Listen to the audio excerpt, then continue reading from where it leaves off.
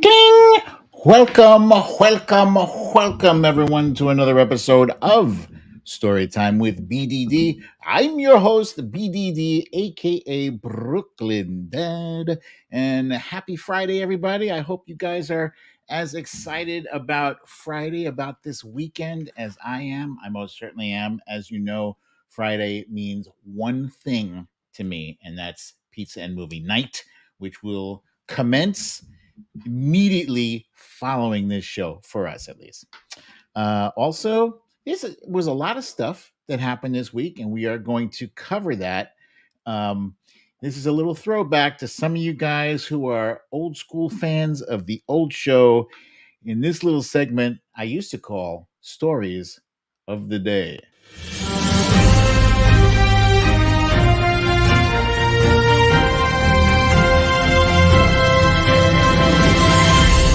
Stories of the Day. It's been a while since I did that one. Anyway, I have to get my whole thing up and running. It's not up and running yet, but that was a little taste of what we used to do. So the story is the main topic. Let me see. Let's go to this one here. I'm just going to go in my graphic. We're doing the show a little bit differently today, as we have been in the past. Trump wants to be dictator for a day. Kevin McCarthy quit. Well, he's not gone yet, but he's quitting.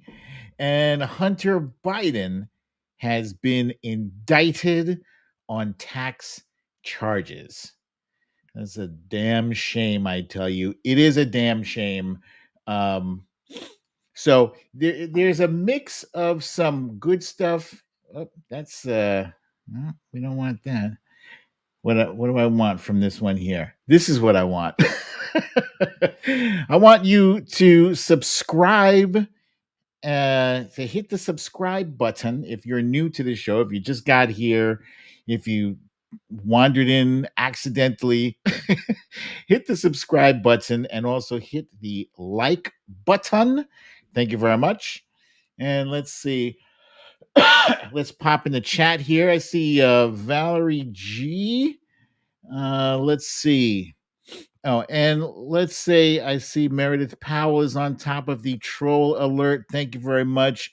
Make sure you guys X out those stupid trolls. Ain't nobody got time for that shit. Let's see. So Meredith Powell is here. The Trump Reaper is here. Samantha Hawkins and Simon Metcalf wants to know, can you think of any dictator who's given up after a day? Alas, I cannot. I cannot, Simon. Patricia Haverkamp is here. Zelda was first in the room, so congratulations to you, Zelda. Thank you for being here. Valerie G. Carol Lowe is here. Zabat, and of course Monique Lee, my friend. Glad to have you guys here. Good to see everybody in the room. Let's see where was I?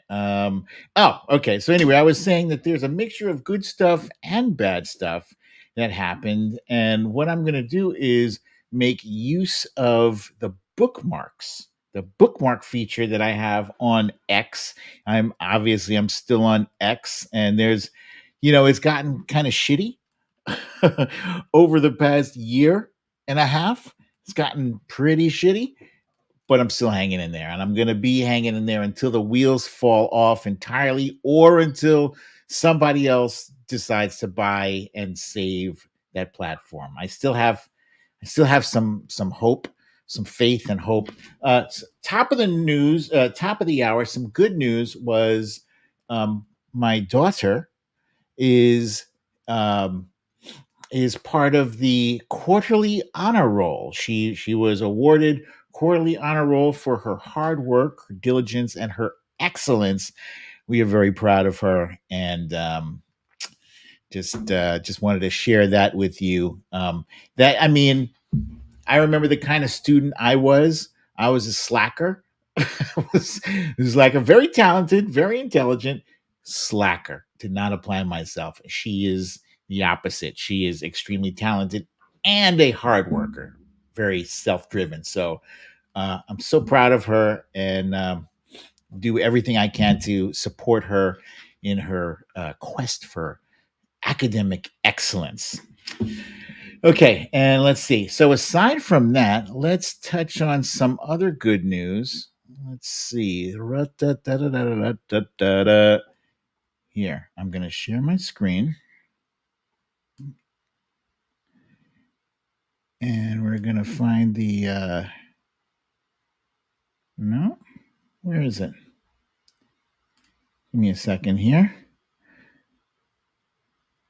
I've lost the Tommy Tuberville. All right, so let's just talk about it anyway. Tommy Tuberville has finally given up his blockade. He quit, just like Kevin McCarthy. Tommy Tuberville hung it up. He decided that, and he didn't win anything. He didn't get any concession. Um, he did not achieve what he set out to achieve with his blockade. Here we go. So let's see. I have it here. And let's just share the screen. Da, da, da, da, da, da, da.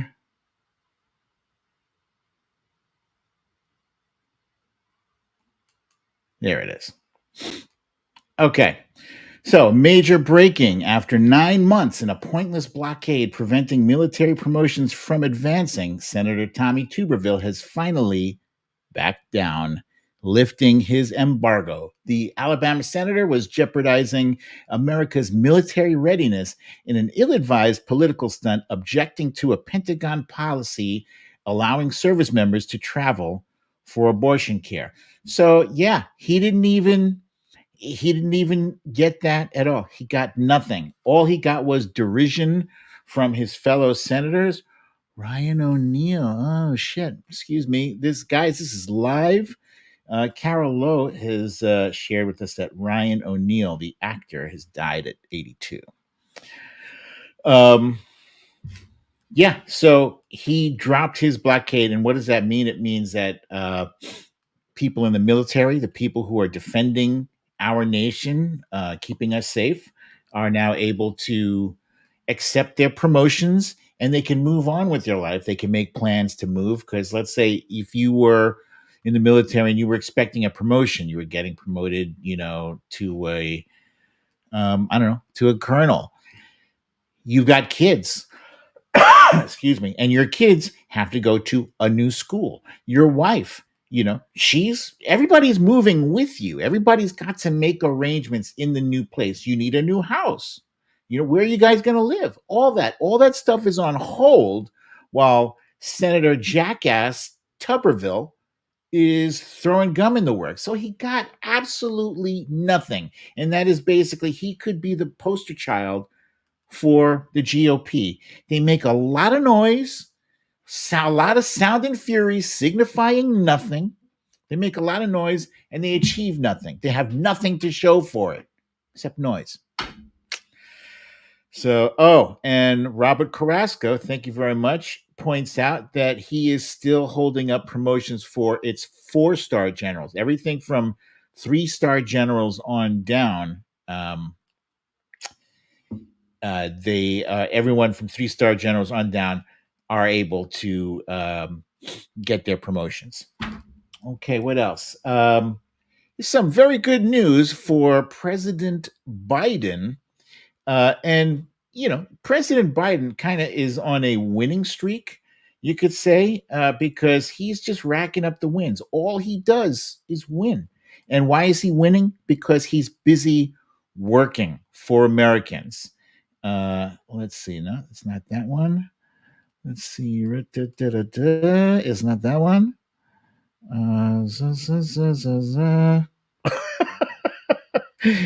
Here, let's go to this one here. And let's just scroll down here. Yeah, President Biden, and I'm reading from a Really American tweet. If you're not following Really American, tell your friends, tell your family members, follow Really American, because that's where everybody should get their news. Really American. Okay.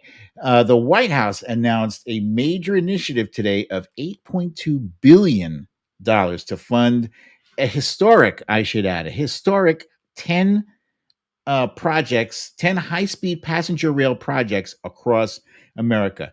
This is huge. It's huge. Huge. Why? Because high speed rail, it's efficient and it's good for the environment. And it lets you go from point A to point B very quick. And it's better to go by train than waste like hundreds and thousands and millions of gallons of gas, airplane fuel to go from point A to point B. So it's a great thing. And it's going to create jobs, tens of thousands of jobs. So this is awesome. This is all President Biden is doing. He's racking up wins, whether it's high speed rail, whether it's semiconductors, whether it's manufacturing. It's, up and down. This is what he's doing. Also, here, since I'm sharing this screen, let's go down to this one here. Where is it? Something about the job numbers. Yeah, job numbers. Payrolls rose 199,000 in November. Unemployment rate falls to 3.7. So if you've been paying attention, 199,000, not a big deal. But what the big deal is that it surpassed, I think, the 180,000 that economists were projecting, but also it represents still consistent, steady job growth. Back in the day when I was growing up, jobs and the ability to create them was the measure of a good president. It was all about jobs, jobs, jobs. It was the economy, stupid. That's what they used to say. It's the economy, stupid. Well, the unemployment rate has been under 4% for 20 something months, however long President Biden has been doing his thing. That's a big deal. That's a very big deal. And still, Americans are like, yeah, but I don't feel like it's getting better. Okay, so maybe I shouldn't mock Americans for feeling like that, but here's the frustrating thing is that I've been watching the news and they're talking about this thing where they're asking why is it that Americans um why is it that Americans aren't feeling the positive effects of uh of the economy? Why aren't they feeling that? And the response is, well, it's the vibe. It's all about the vibe. What do you mean it's about the vibe? Well, it's they just what people are talking about in grocery stores and laundromats. They don't have that vibe. Okay, so I guess it's our job then to correct the record, because on the one side, you have doomsayers, you have people saying, well, it's the economy's shitty because this guy over here says it's shitty. Fox News is saying it's shitty, but Fox News is full of shit. So are they being honest? No, they're not. Um, let's see. Hang on a second. That's not it. Is it here? No, it's here. No, here, here, here. It's somewhere here. Ah, here we go. Okay, so here's a chart here that shows uh, in the red are incorrect answers to questions that pollsters were asking Americans. And at the top here, it says Americans are adamant that U.S. economic circumstances are getting worse. They're wrong. And so in the red shows the percentage of answers that are wrong, and in the blue is the percentage of answers that were correct. So the first one here, comparing today to 1 year ago, which has increased faster on average across the US, prices or wages? And 90 here, this first one, 90% of people said, excuse me, prices have risen faster than wages. That was wrong. In fact, wages have risen faster than prices. But you know, it's again, it's that vibe, it's that feeling. Second one, well, do you think the rate of inflation has gone up, down, or stayed about the same since this time last year? 73% of people feel like inflation has gone up uh, in the past year, and 9% say it's gone down. Well, it's gone down. Inflation, the rate of inflation has gone down since this time last year, but most people feel like it has gone up. So it's a vibe, it's a feeling. It's not, they say, everybody's got a feeling, but your feelings are valid, but they're not necessarily correct. They're not necessarily a reflection of reality. And a lot of people incorrectly believe that things are worse than 30 years ago, and that's reflected below. And the opposite is, in fact, true, that we are better off today than we were 30 years ago. And you know what? You can ask anybody who was alive 30 years ago and paying attention, and they could say, yeah, there's a lot of shit that I didn't have 30 years ago that I have today. Um, Look, this economy is moving. People are still doing stuff. Nobody is like staying at home, not shopping, right? They're still shopping. People are still, still buying cars, and they're still buying Christmas gifts and electronics and stuff like that. They're still buying a whole lot of stuff. This economy is moving. In fact, the only question is whether or not the Fed is going to continue to raise interest rates. And he's been doing that to prevent us from sliding into a recession. Is, I think, raising the interest rates. And I hate that I know this, but raising the interest rates apparently is kind of like pumping the brakes. It's like throwing cold water on the economy so that it doesn't overheat. Yeah. So, and ironically, the measure of what economists really want is they want more people to be unemployed. In their idea, that's a good sign. I disagree with that. But let's see. Let's continue. Let us keep going. What's next here? We had the jobs report. Oh, speaking of the jobs report, I should go back to that other one there. Maria Bartiromo from Fox News, she had the unenviable task of announcing to her audience that this economy is something else. And let me just share with you that unbelievable moment where you can practically hear wait, what did I write here? You can practically hear MAGA heads exploding all over. Fox News' Maria Bartiromo announces that President Biden's economy is a lot stronger than anyone understands. You got to look at this report as a big positive. We've got more jobs created than expected. Joe LeBourne, you've been saying this for a long time, saying that the economy is a lot stronger than anybody understands. Your reaction? It takes a while. Everything Steve said makes complete sense. The numbers are good numbers, no question. The fact that the unemployment rate fell is good. It was because household employment was up over 700,000. But overall, you got to look at this report as a big positive. You guys, I mean, that's crazy. That's Fox News. Not only is that Fox News, that's Maria Bartiromo. She don't care nothing about no Joe Biden. That I don't know how she was able to get that out of her, get those words out of her throat without choking on them. Oh, she was mad. Okay, so let's see. That was fun. That was some more good stuff. I had another thing. And it was Peter Ducey. He had something interesting too. He had a moment there where we'll get to that one later.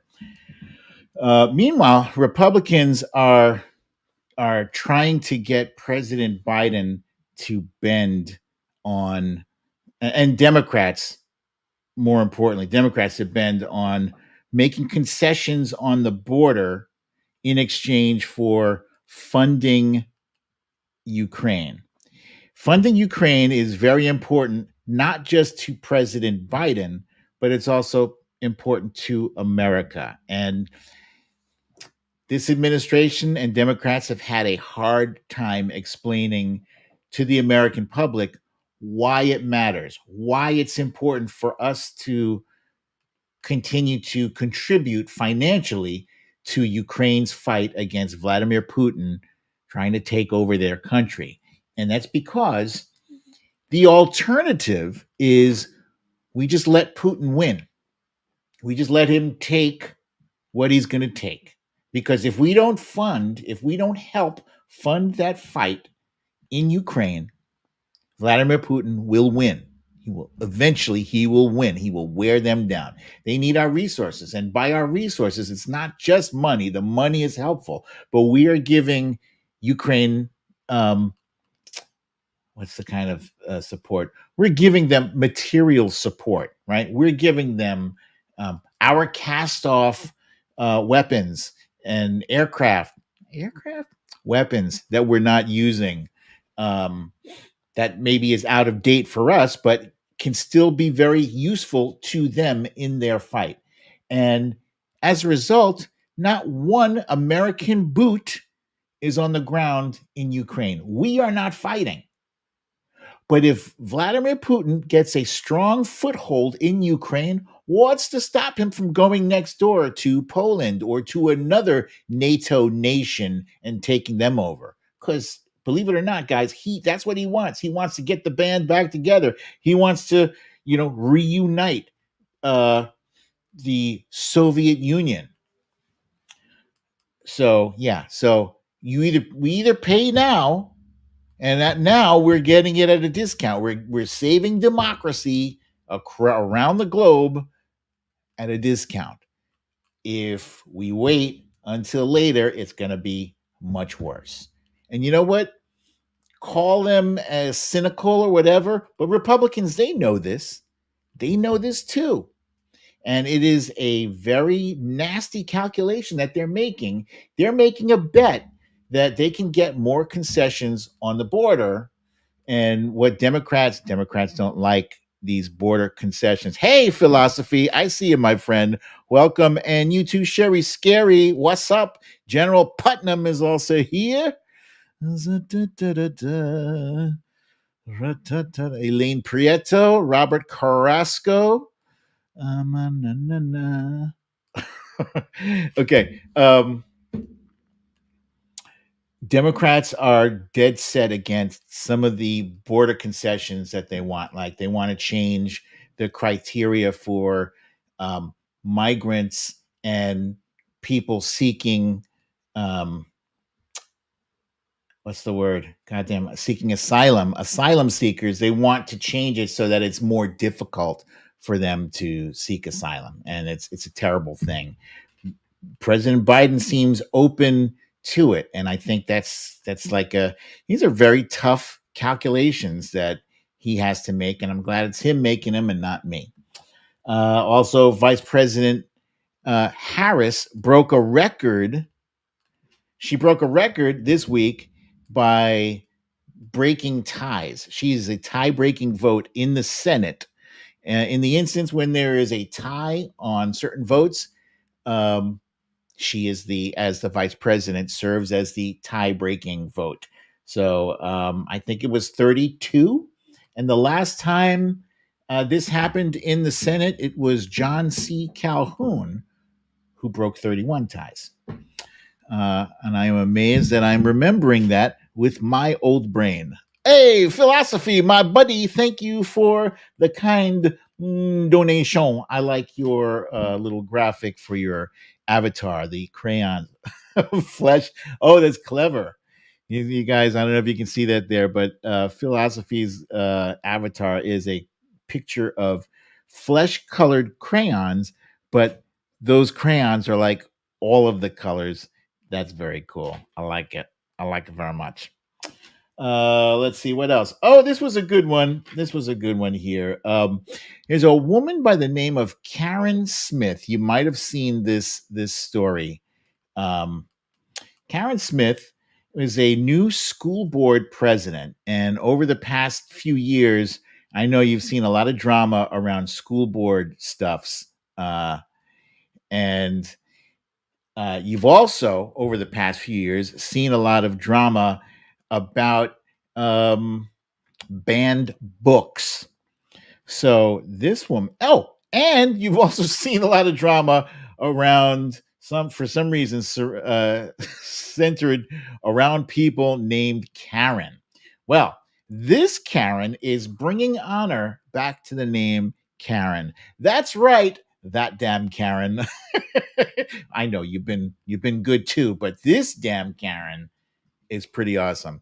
The new school board president for Central Bucks, PA, did her swearing in on a stack of banned books instead of a Bible. Now, you know that's making a whole lot of Trumpers and Christian nationalists and evangelists like flip their lids. Well, tough shit. Tough shit. Bravo to you, madam. She's got some banned books that she swore in on there. That's a fantastic idea, and kudos to you, ma'am. Take my hat off to you. Holy Toledo, my friend Zelda has hit me off here with a very kind donation. I am greatly appreciative of that. Thank you so kindly. That is very generous. Okay. Let's see the Republican debate. Let's talk about that debate. I'm kind of, frankly, I am kind of tired of these debates. I'm glad it's supposedly over. I think the debates are done. Um, but this last debate was really annoying, and I guess that was probably because Vivek Ramaswamy got a chance to, you know, say a lot of things, and he's just the most annoying thing that he does is like my biggest pet peeve. I cannot stand it when you ask me a question, right? And then when I start to answer the question, you talk over me. Why are you doing that? I let you speak. I let you speak clearly. And then when it's my turn to speak, you want to trample over everything I have to say. That's bullshit. And Vivek Ramaswamy is the biggest offender of that thing. But I was glad, man. You know what I hate? I hate that that these Republican debates are so horrible, and the group of candidates is so bad that Chris Christie has somehow become a hero of these debates. I don't like him. I still don't like him, and I know he was the guy who was training Donald Trump. He was preparing Donald Trump to do the whole interrupting thing while President Biden was speaking. I know he trained him to do that. He did to deliberately try to throw President Biden off his game, because we know President Biden has a stutter, and that's what they were trying to do. They were trying to trigger that stutter. With all that said, I really did appreciate what Chris Christie did to Vivek Ramaswamy. And as Call to Activism aptly wrote here, I believe this might have helped to end Vivek's political career, or so we hope. Let's just turn this up here. Okay, you say this, you do this, you do this at every debate.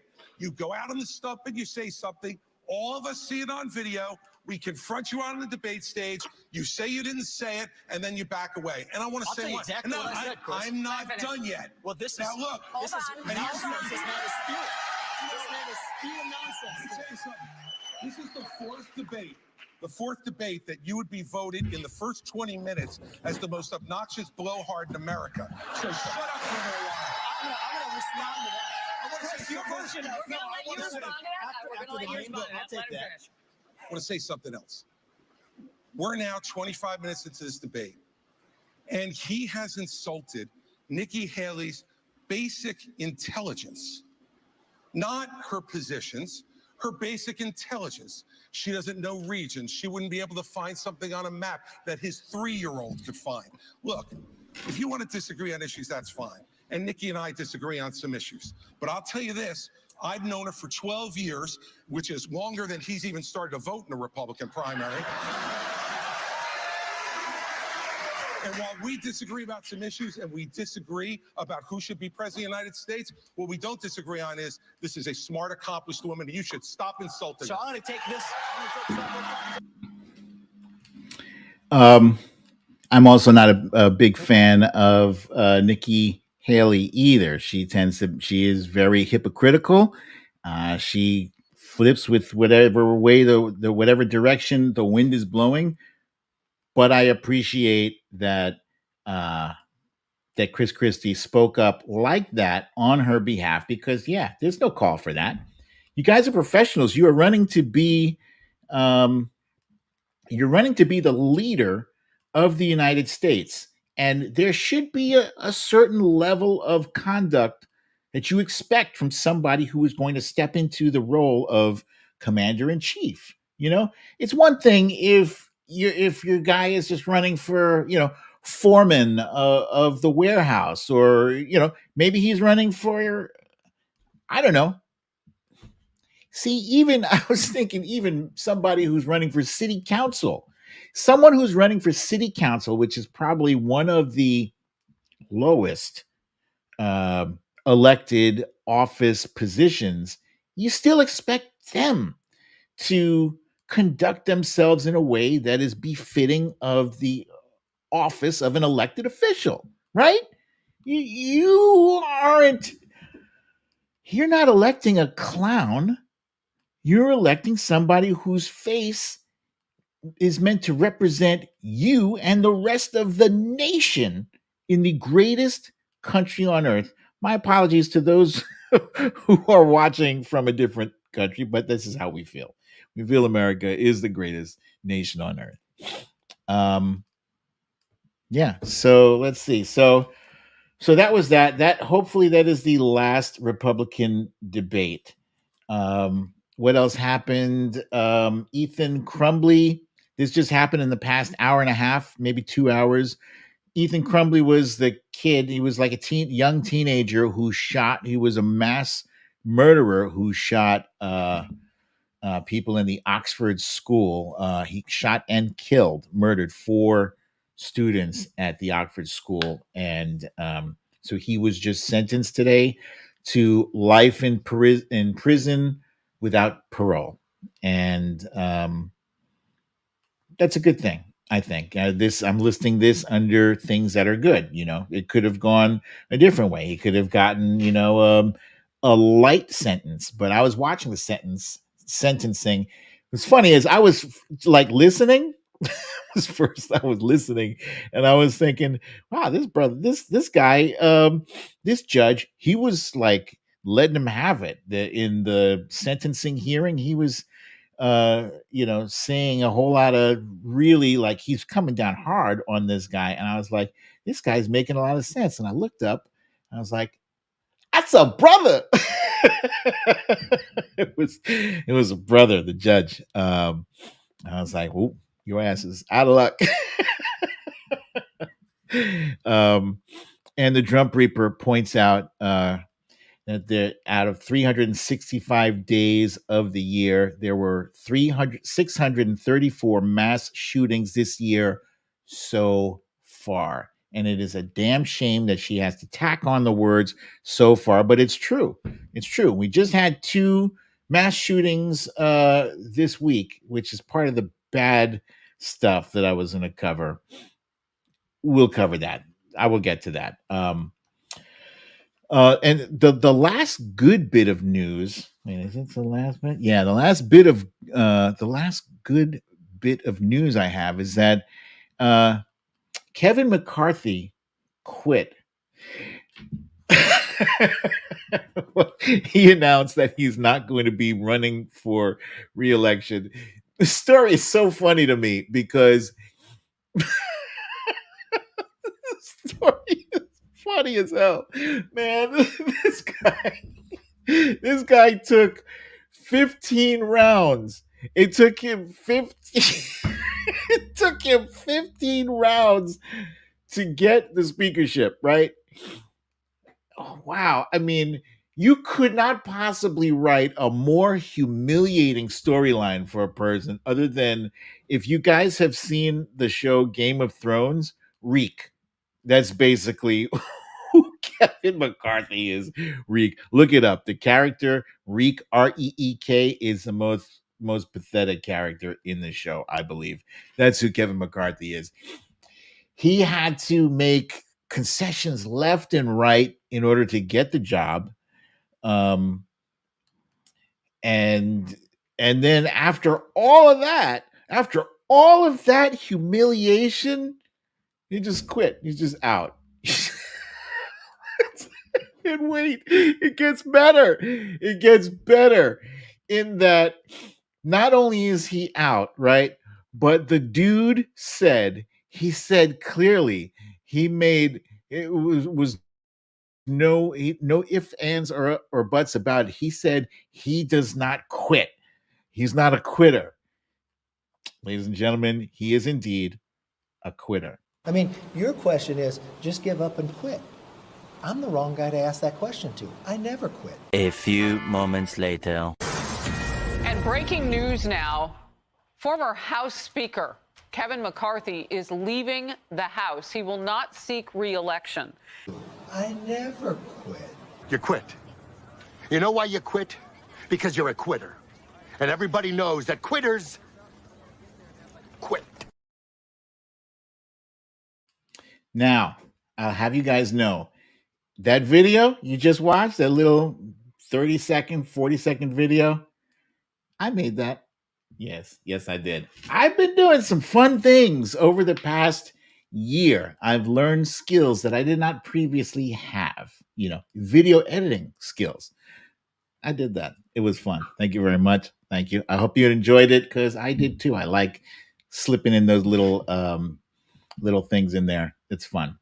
But it was definitely fun to do that, to be able to spike the football on Kevin McCarthy, who's easily the weakest speaker in history. Oh shit, Meredith Powell.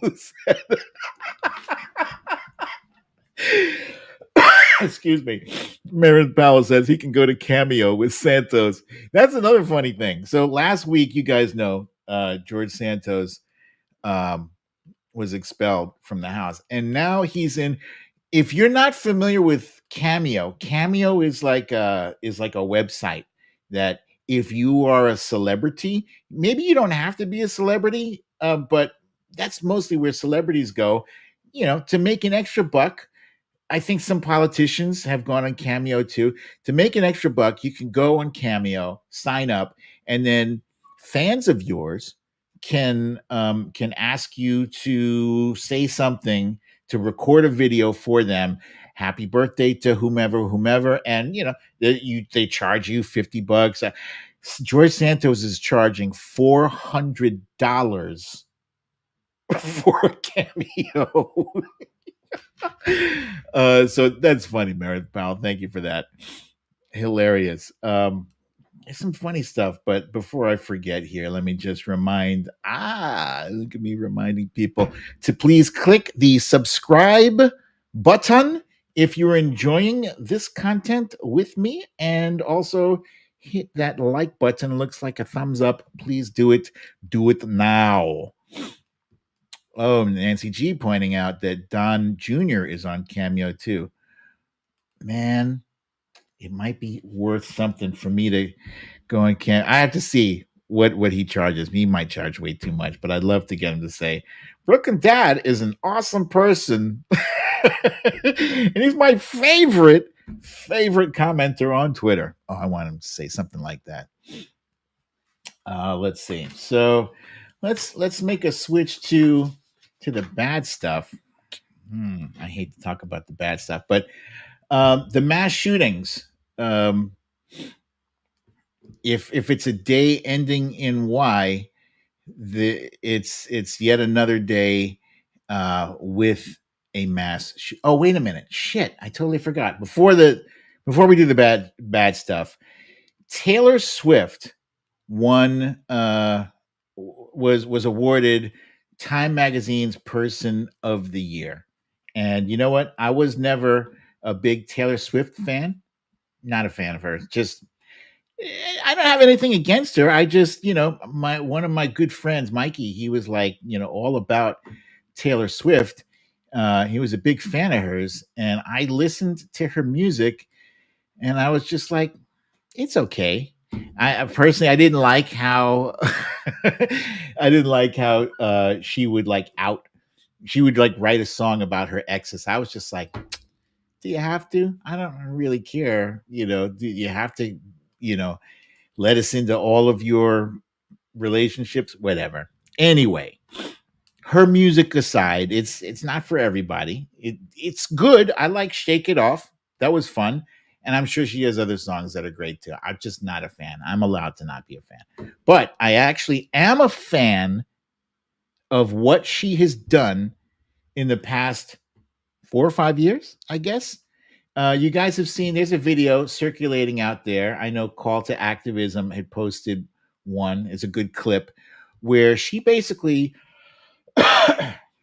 she threw down the gauntlet and told her parents and told her manager that she wants to come out against, I think it was either Trump or Tennessee. Is it damn, what the hell is her name? Martha, crazy hair. What the hell is her name? Senator Martha Marsha Blackburn. Senator Marsha Blackburn. She wanted to come out against her and against Trump. And the manager was like, I think it's a bad idea. I think you're going to cut your audience in half. She's like, I don't care. This is important to me. I respect that because you don't see a lot of artists out there. And it's because there has been a lot of negative backlash towards these artists. They're like LeBron would say something and Laura Ingraham would say, shut up and dribble, that sort of thing. If they disagree with their political position, they get ostracized or canceled, whatever. I think it's important, to if you feel strongly about an issue, and you know what? I know it goes both ways. I know, it's not always going to be a Taylor Swift speaking out on behalf of democracy. Sometimes you get a James Wood who's speaking out on behalf of filthy criminals, and racist jackasses. Excuse me. That's how it works. But yeah, I give props to Taylor Swift because she came out, not just that video, but recently, 2022, I think she helped, was it 2022 or this year? She helped boost, I think it was both years. She helped boost registrations like by 35,000 new registrants in an hour. Like that's insane. That's insane. And Republicans are poking the bear. They are like, tagging her and saying that, negative things about her. Do that at your own risk because she'll come for you. She will come for you. So congratulations to you, Miss Swift.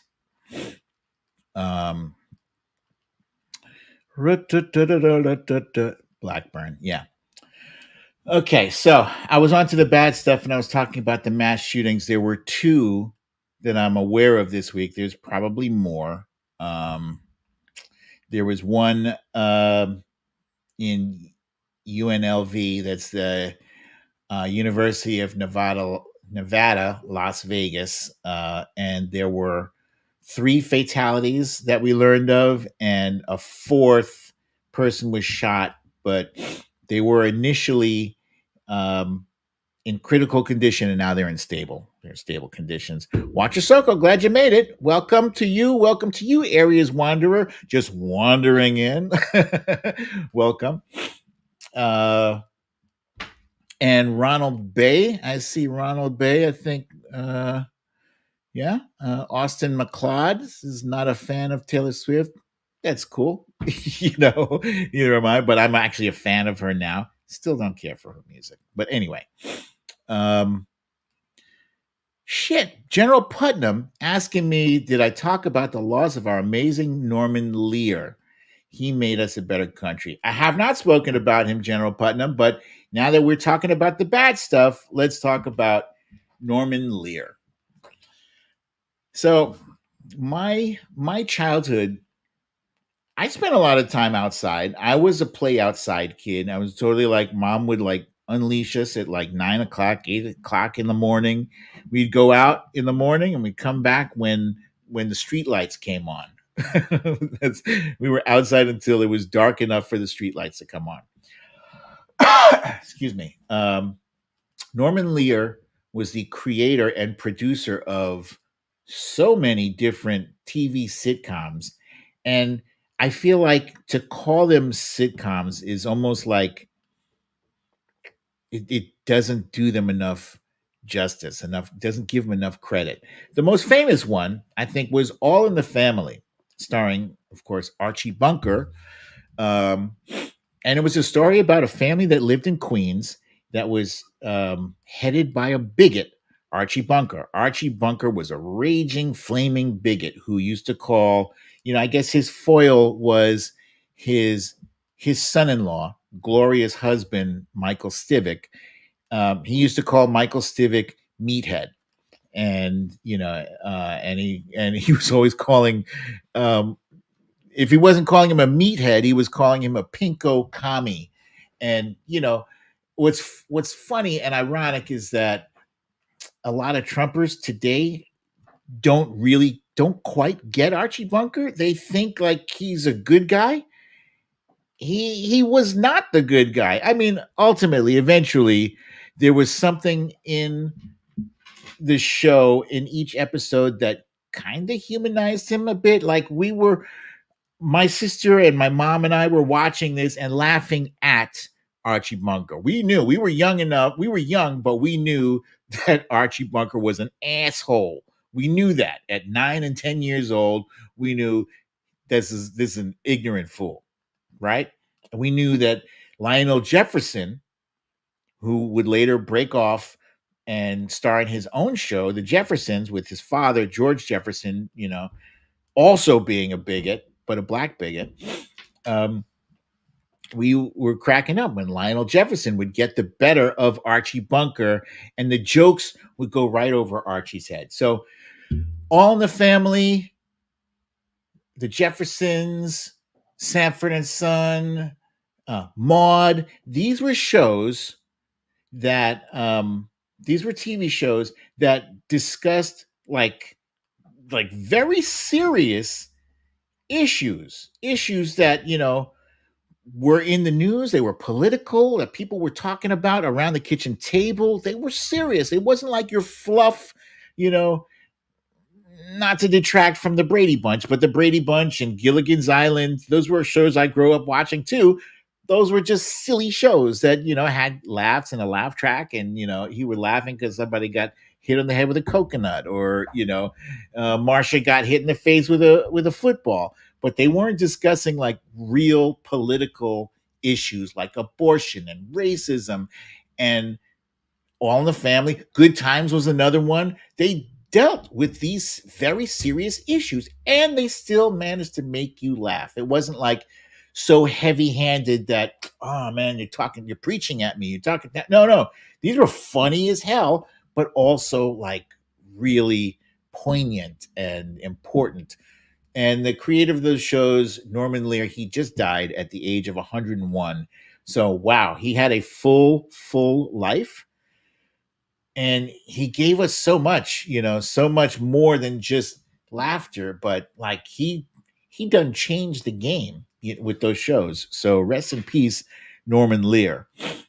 I don't know. Did I do him justice? Oh, by the way, here, Meredith Powell bringing up Carroll O'Connor in real life was the total opposite, a great guy. And I didn't know that. I was like, 6 months ago, years old when I learned this fun fact. So thank you for sharing that. What else was the bad stuff here? Oh, Mike Johnson. So the speaker of the new speaker of the House, who's going to challenge Kevin McCarthy for being the worst leader of the worst speaker of the House, Mike Johnson has decided not only to release hours of footage from January 6th, but also he's decided that he needs to blur out the faces. Now, by now, I'm sure you've all heard people from MAGA saying, "Oh, those people in January 6th, they were Black Lives Matter members and they were Antifa." Oh, is that so? Because if that's the case, then why is Mike Johnson trying to blur out their faces? What's that all about? Huh? Can anybody tell me what's that about? Or is it just bullshit? So here, let me share with you. Share your screen here, but here, there we go. Okay, so here is a blurred out. Just finished with our meetings here at the White House this afternoon. We had a great planning session for our January 6th objection. We aren't going to let this election be stolen by Joe Biden and the Democrats. President Trump won by a landslide. Call your House reps, call your senators from your states. Who can that possibly be? I have no clue. Let's see. Here's another January 6th participant here. No idea who that is because his his or her face is blurred out there. So yeah, that's what's happening. And Jenny Rayner, welcome. Yes, that is MTG. It's so funny to me. MTG. Yeah, here's another one. Meredith Powell saying she finds it very odd that Mike Johnson has no bank account and claims no assets. He's hiding something. Yeah. And instead of focusing on that weird shit, a guy who is leading the House of Representatives but has a very shady financial situation, instead they are focused on Hunter Biden. Oh my God. So Hunter Biden was indicted yesterday. He was indicted on 9 tax things, right? And he's actually paid. He's paid his taxes. The crazy thing about this story is that if he is convicted, these are serious charges, of which if he's convicted, he could potentially get 17 years in prison. Now, this is a sort of thing where if his name was Smith or Johnson, he would not be indicted for these things. But hence his name is Biden. So this is why they're going after him on these.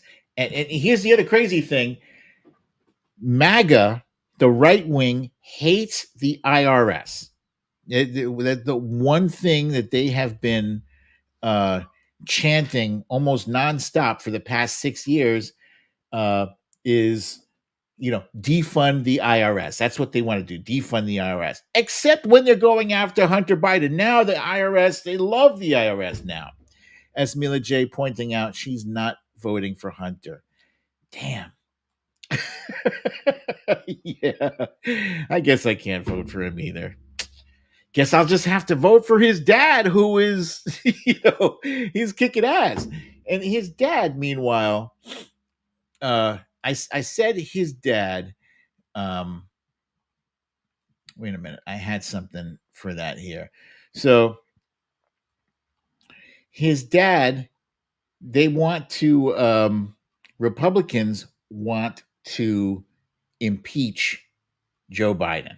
They want to open up an impeachment inquiry on President Biden. So these charges against Hunter Biden, they know are bullshit. Hey, BDD wifey is here. There she is. They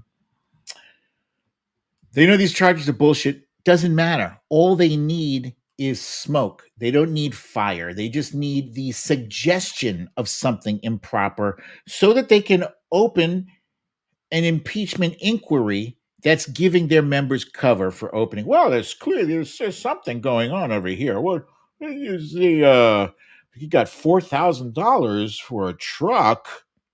4,000? That's a lot. It's a lot. Like, so $2 billion for Jared Kushner from the Saudis. That's not a lot. He was actually working at the White House. He and Ivanka walked away with 640 million plus 2 billion. That's okay. That shit is okay. Makes no sense. Joe Biden loans his son $4,000 to buy a pickup truck. His son pays him back. That's illegal. What? You guys are sick. You guys are sick. But anyway, even Peter Doocy, you guys know Peter Doocy. Peter Doocy never misses an opportunity to try a gotcha question for either President Biden or Karine, damn it, what's her last name? Karine Jean, is it Pierre or Jean-Paul? Karine, press secretary, never misses an opportunity to try to gotcha them. Even he had to admit today that there was a whole lot of smoke, but no fire. Listen to this. The House Oversight Committee has been at this for years, and they have so far not been able to provide any concrete evidence that Joe Biden personally profited from his son Hunter's overseas business, but they are going to try again with this impeachment inquiry that's set to start next week. Stu. Peter, thanks very much.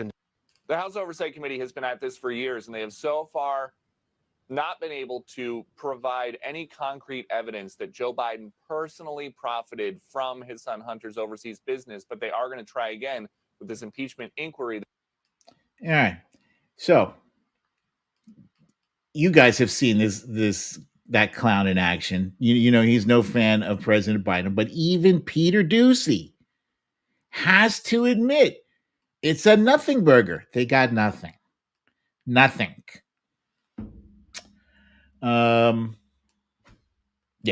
Yeah. I'm going to say they are doing the same thing with Hunter Biden that they did with Hillary and Benghazi, right? They knew there was nothing improper from that Hillary Clinton did in relation to Benghazi. She didn't hold any security forces back. In fact, they requested security to go there. They requested more funding for security at that location, and they were denied by the Republican-led Congress, Senate, whatever. But they did that, and who did that?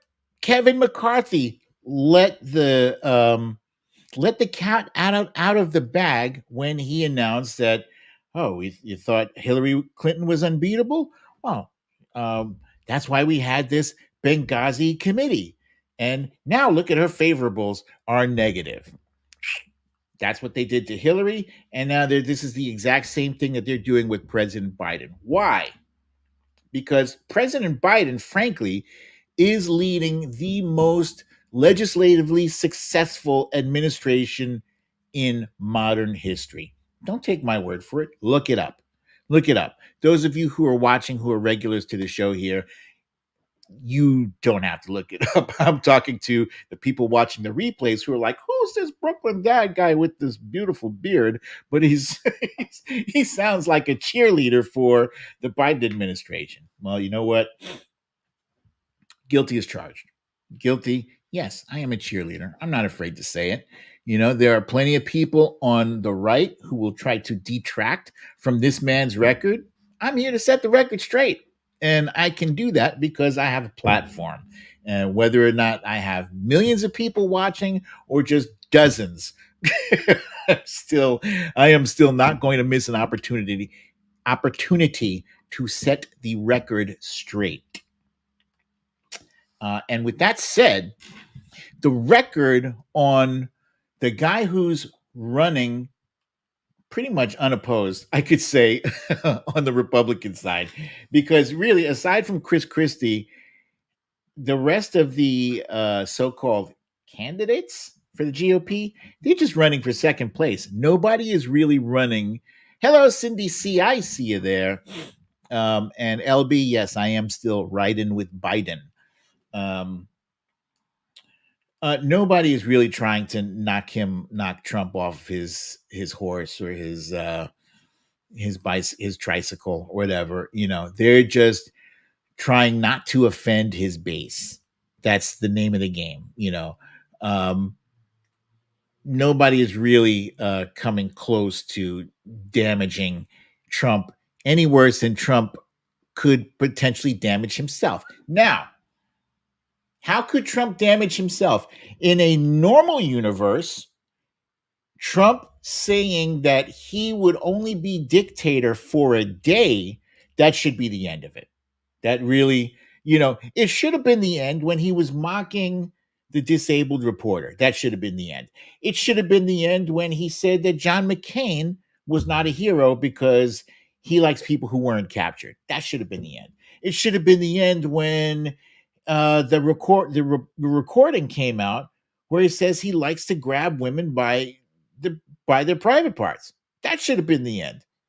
None of these things are the end. The things come out where we learned that he said that veterans were the fallen heroes were suckers and losers for going to war and dying in defense of our nation. That should have been the end. It should have been the end when we found out that he always wanted to play COVID down, for crying out loud.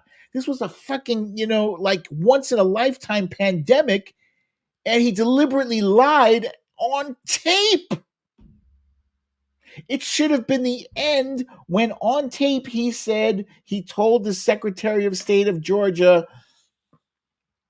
I just need to find 11,780 votes, which is one more than we have. That should have been the end. So I'm pretty sure unless he eats a live baby on the front, in front of news cameras, maybe that'll be the end. But the other day he was being interviewed by Sean Hannity, and Sean Hannity is probably friendlier to Donald Trump than Trump's own parents would have been in this instance. Sean Hannity was doing his damnedest to try to steer Donald Trump into giving the right answer. And he was unsuccessful. Twice he tried to get Trump to say he would not be a dictator. And hang on. Here's what happened. The media has been focused on this and attacking you. Yeah. Under no circumstances, you are promising America tonight, you would never abuse power as retribution against anybody. Except for day one. Except Look, he's going crazy. Except for day one. Meaning? I want to close the border and I want to drill. He says, you're not going to be a dictator, are you? I said, no, other than day one. We're closing the border and we're drilling. After that, I'm not a dictator. Now, he's trying to say that he only wants to be a dictator for one day so he can do something about the border.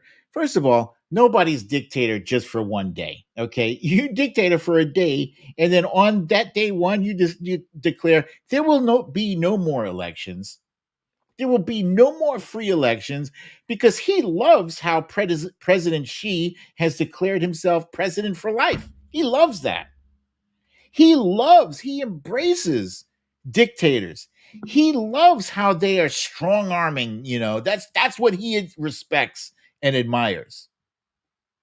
He's not giving it up. So that's number one. And number two, Hannity's question was specifically directed. If in case you missed it, I can play it again, but I'll just tell you, it was specifically directed towards would you wouldn't use your powers as retribution against people who disagree with you.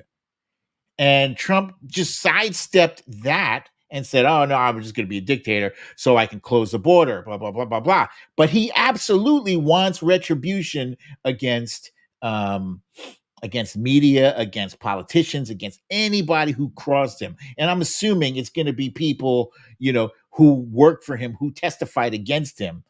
Those people, there will be retribution. And it's all like documented in this thing called Project 2025. Project 2025. Marie from New Jersey, thank you for joining us. I see you there. Excuse me. And Lucielle, I see it too.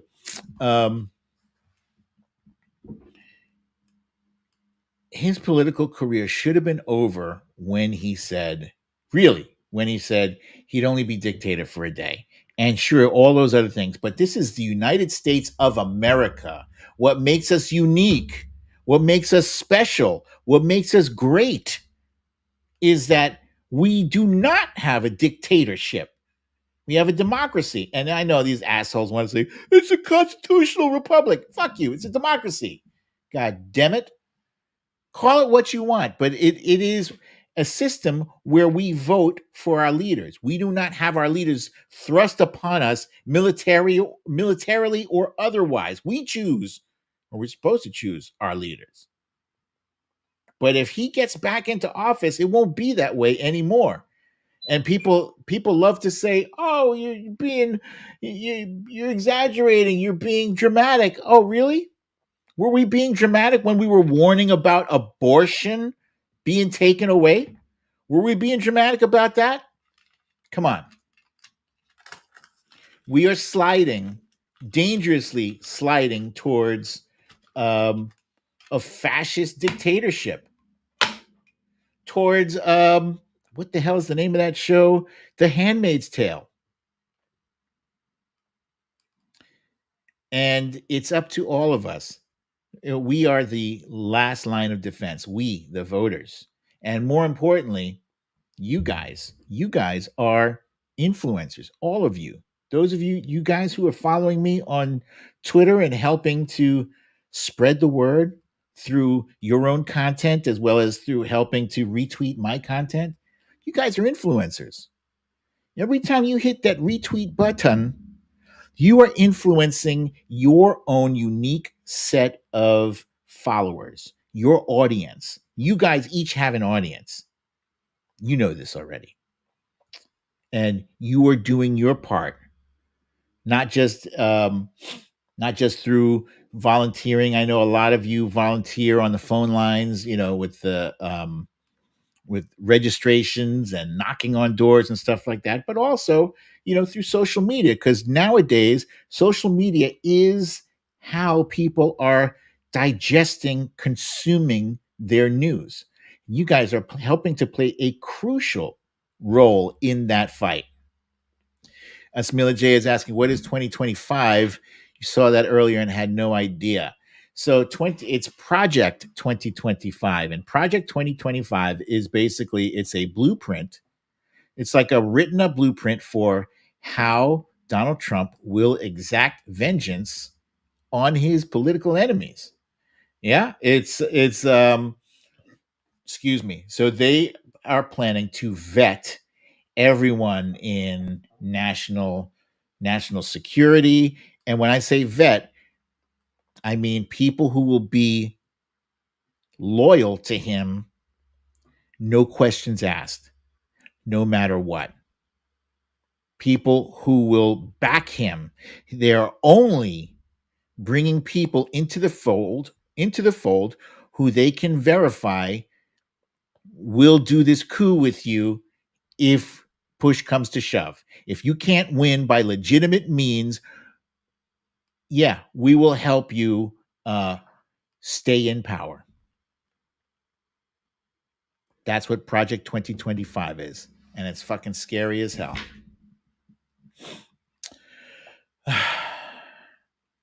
Yeah, so stay engaged, get other people engaged. If you have kids who are almost at the voting age, who are about to turn 18, either before this year flips over or in the new year, make sure they're registered to vote. Make sure you are registered to vote. Very important. Make sure everybody you know is registered, because there are a lot of states. There are a lot of states who are doing funny things, and not funny, funny, like illegal shit, voter purging and stuff, where you weren't expecting it. You expected to go to your polling station in November and cast your vote. Well, guess what? All of a sudden now you're no longer listed in the voter rolls. There's another story that's out there.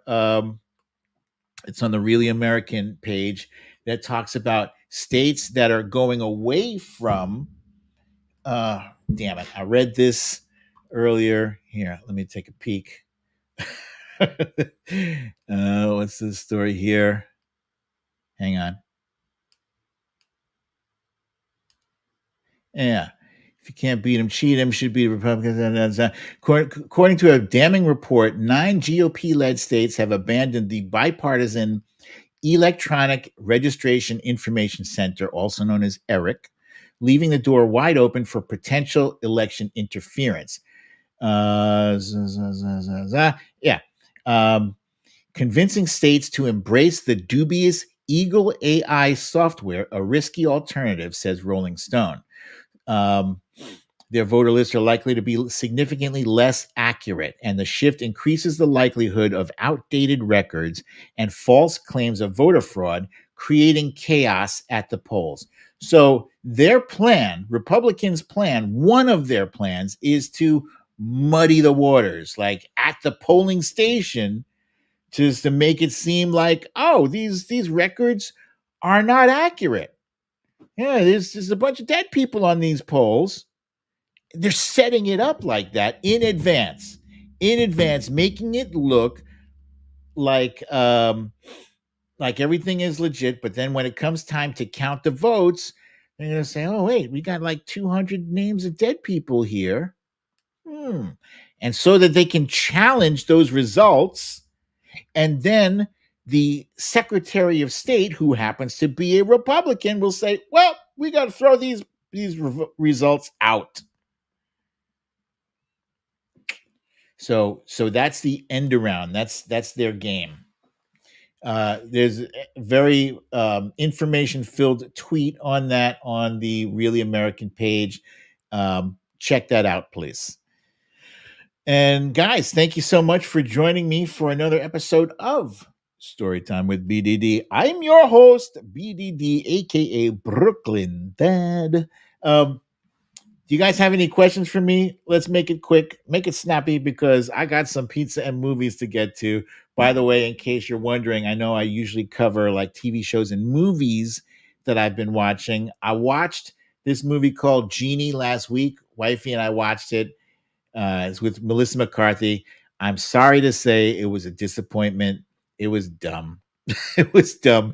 Not even Melissa McCarthy could save that shitty ass movie, Christmas movie. She was a genie, and she came, and what bugged me about that show is that the main character, the schlub who rubbed her lamp or whatever, he was an idiot. He was a complete moron. So I didn't care for that movie. We are enjoying. We just finished watching 1923, which is a TV show. It's a precursor to Yellowstone. 1923 was very good. 1883, which was a precursor to 1923, was also terrific. They're both created by a guy named Taylor Sheridan, who is the creator of I guess it's a successful show, Yellowstone, which is what we just started watching yesterday. It's good. I also watched the movie called The Creator, starring Denzel Washington's son. I think it's John David Washington. He's a great, excellent actor, and I enjoyed the movie. I was looking forward to this for a while.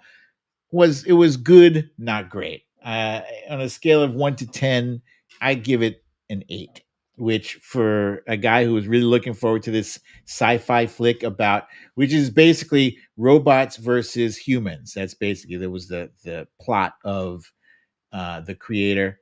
It was a long movie. It was like 3 hours, so maybe 2.5 hours, something like that. Good movie, not great. Squid Game 2. I didn't even know that was out yet. Thank you, Deborah Baldini. I will definitely check that out. This weekend, wifey and I think we're going to check out. It's a movie that just came out on Netflix, and it's starring. Dang.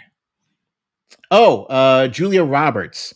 Whatever movie is Julia Roberts. Let me see. Julia Roberts. What's the name of that movie? New movie.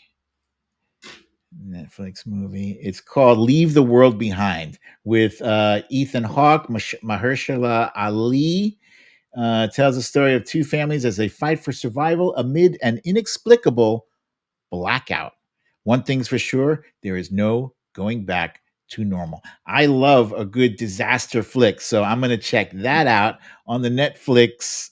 The Trump Reaper says she's turning into a 53-year-old Cretaceous fossil. Oh, hey, happy birthday, Trump Reaper. Did not realize that. Happy birthday to you. Happily birthday. And Cindy C, yes, I'm sorry, I have not gotten to the Carnival Row yet. I will, though. I definitely will. Yeah, so guys, thank you so much for joining me for another episode of Storytime with BDD. I'm your host, BDD, aka Brooklyn Dad. You know what I'm about to say. I'm about to say, if you have not got your shot yet, damn it, what the hell are you waiting for? And keep your social distance 6 feet or better. And I love you guys very much. I look forward to seeing you back here, same time, same place. I love you all. Have a fantastic weekend. Peace.